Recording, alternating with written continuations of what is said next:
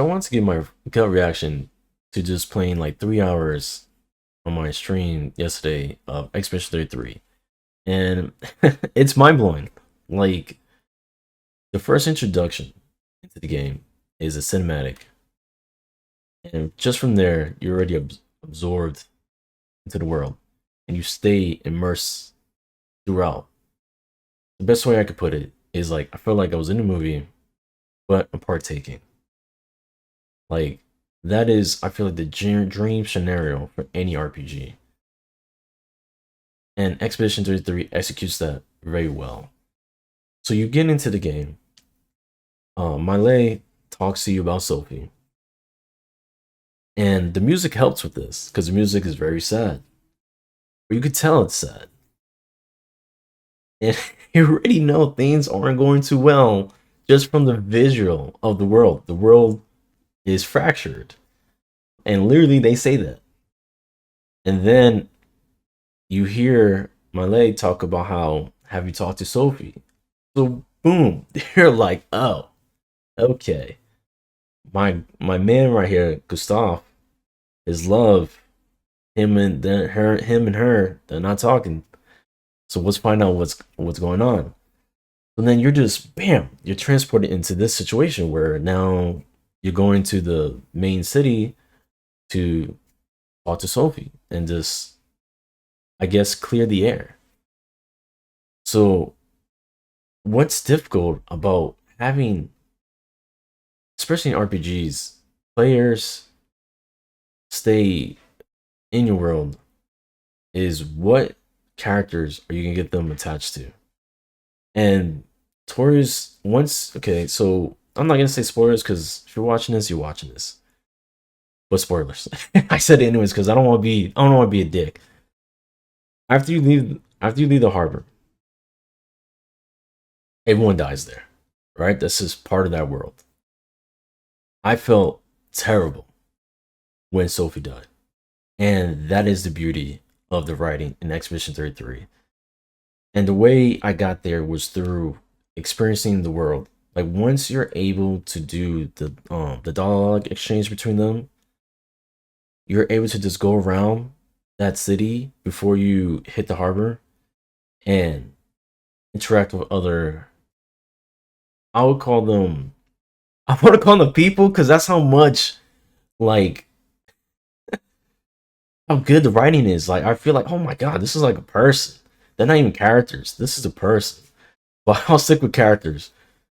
When you get to talk to other characters, they're talking about how they know Sophie, and not everyone's like that. Some characters are there to teach you about game mechanics without you even knowing, which I love. But we'll get there in a moment. So you're talking to these different characters that know Sophie, and in those little exchanges, you start to feel more for like, oh my god, this poor woman is about to just go, and like, I don't want her to go. That's how I felt.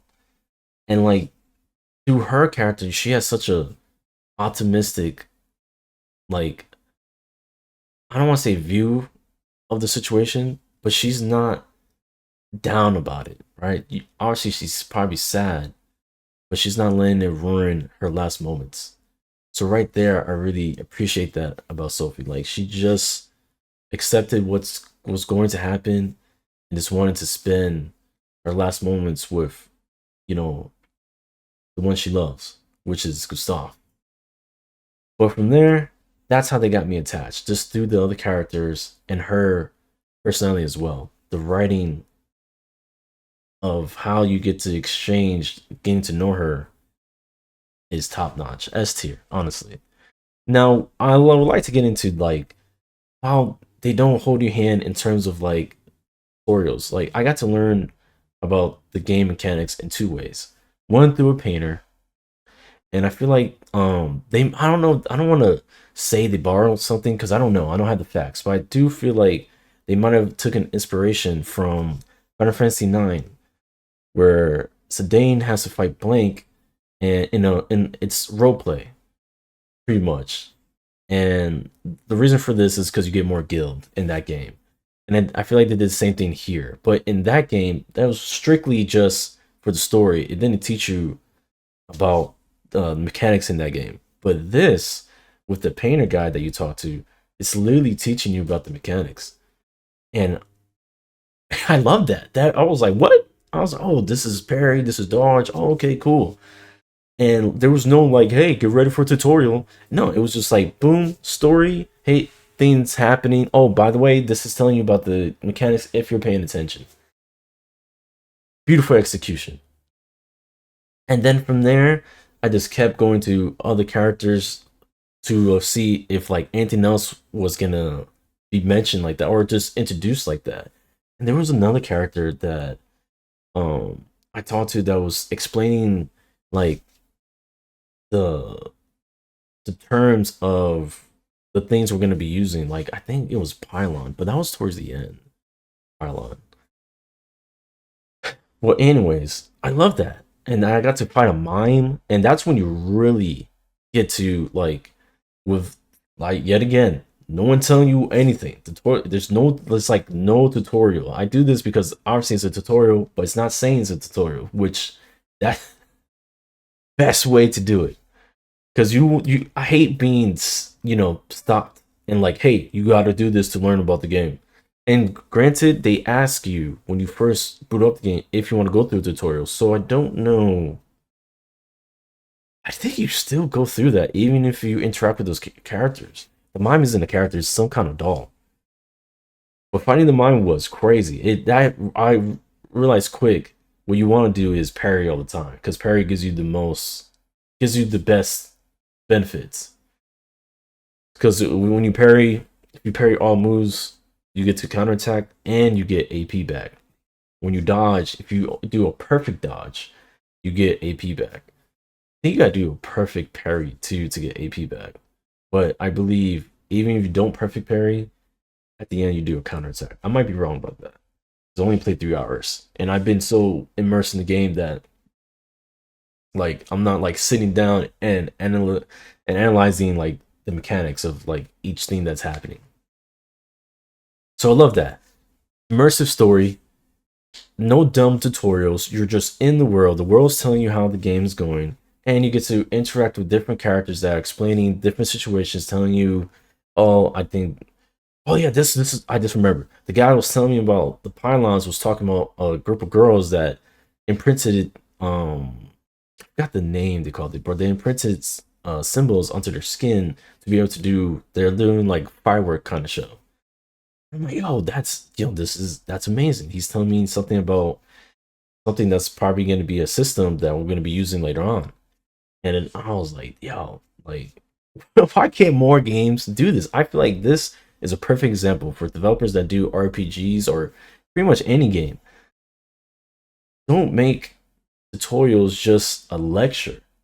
Put it in a creative way into your world so that way it's engaging. And I feel like maybe I don't want to be mean to people, but maybe it's just laziness. You know what I mean? Maybe there's developers out there that are just lazy. They don't want to put in the extra work to be creative. And this is why games like Expedition 33 shines because they're not scared to put in the work. They're passionate about their project, about their game, and they show it. And I truly appreciate that. And you could tell, I mean, it's a huge success. Like, I don't know how big it's gonna get, but I'm pretty sure Expedition 3 is gonna be huge. And so with that out the way, that's pretty much everything I can cover because everything else is just how cool the gameplay feels and how great the graphics is and how amazing the soundtrack is. I mean, the soundtrack, I love it. Like it really sets the tone for the world. It makes you feel like there's a bit of hope, but that hope is pushed way down. You know what I mean? Like you're gonna have to fight for this hope. And just the story is so captivating. Like I couldn't wait to keep going and keep going. Like I gotta be careful because I don't want to speed through the combat just to get to the story. So that's something I'm gonna have to find a happy balance. But that's how I feel. Like I wonder if they're gonna let us to see the whole story. Like once you beat it, I would love that. It probably won't. I probably had to watch some YouTube channel that does that, but that's what I want. Like all the cutscenes, I just want to watch it. And there's, oh man, I don't want to spoil things, so there's certain things I won't mention. I just want to give my, my gut reaction, and that's pretty much it. So I can't wait. There's so much.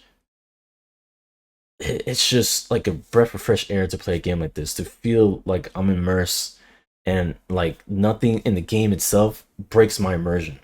That's another thing. There's sometimes a game could break your immersion depending on the situation. Obviously, I know it's a game, so there's certain things I'm just not gonna be able to do.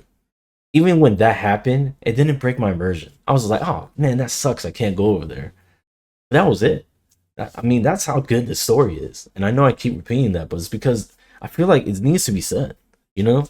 But anyhow, um, I'll leave with that. I just think Expedition 3 is amazing. And I really believe that if you want to play a great game and not just watch it, Expedition 3 is definitely a game to pick up. Anyways, that's for me. Catch you in the next one.